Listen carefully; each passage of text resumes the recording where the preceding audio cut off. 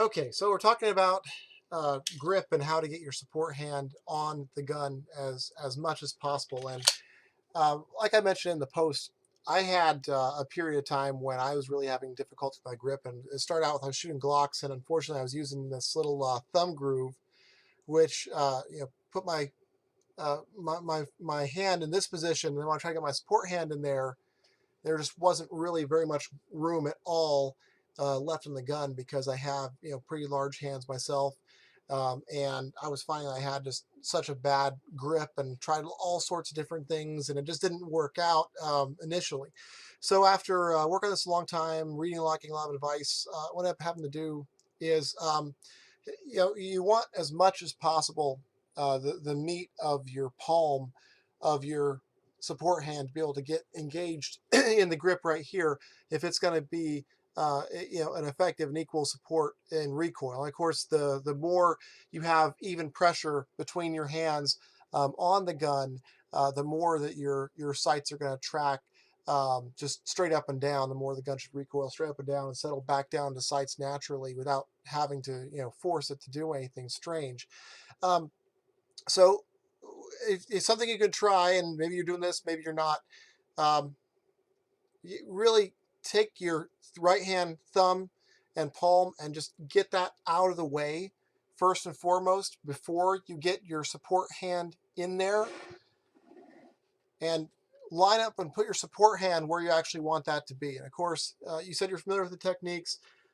If possible, you want that support hand, the wrist, canted a little bit more this way, with your thumb running about parallel with the barrel, because that gives you, instead of getting a bone lock being up here, that lets you be able to use your muscles that are in your wrist to help control that recoil, and it just puts you the well, it just works a lot more effective for recoil. Sorry for not being more eloquent with how I'm talking about it there. So instead of having your support hand more like this, which is kind of what it looks like, where it looks like you're at maybe, trying to twist that wrist, get that down a little bit more. At the same time, get more of the meat of your palm here into this grip. So the way you do that again, um, just go ahead and move your right hand, the palm and your thumb, everything out of the way, and get as much of your palm of your support hand in there as possible with your thumb running about down parallel with the barrel before you finish your grip with your strong hand. And then the way I do it is with a Glock. Once I'm that high, I get my strong hand up in here. At that point, I have to put my strong hand, flag that out over top, and put on top of my weak hand to avoid hitting the slide release or any other controls there. Obviously, if you have a safety, that's another issue. I'll show you how it looks like on my CZ in just a minute here. But that dramatically changes the amount of contact that my support hand has on the left hand side of that gun, and it locks in my grip between my strong hand and my support hand up on that gun, and just makes for a much more effective control of the recoil and much more even recoil on the gun. So um, that's what my grip looks like right there. And obviously your grip should be good enough that with your support hand alone you have a good grip on it, um, just like that. Now with CZ, the way I adapted that with my CZ is I just start to I just come up with my strong hand thumb riding just on top of the safety. I just wanted to get used to turning off the safety without having to worry about it. So same type of thing, but in this case my strong hand thumb is riding the slide.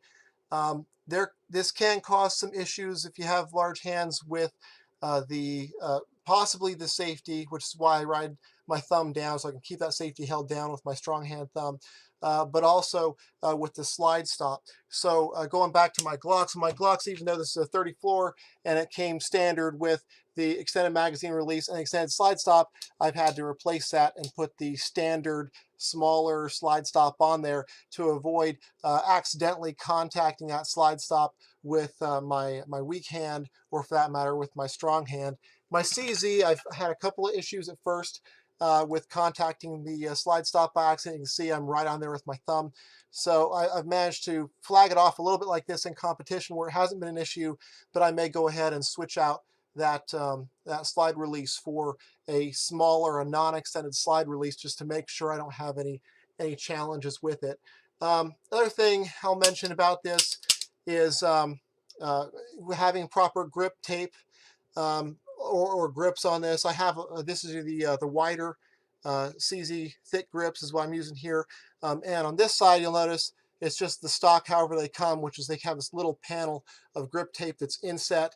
That's fine for my strong hand, but on my support hand, where I'm really trying to get that palm of my support hand actively engaged in managing the recoil of the gun, I end up putting quite a bit of grip tape, especially back in this area, so that I can make sure that the palm of my weak hand is hanging on there and actively engaged in managing the recoil there. So I like to have a good amount of grip tape right in that area right there, explicitly for my weak hand.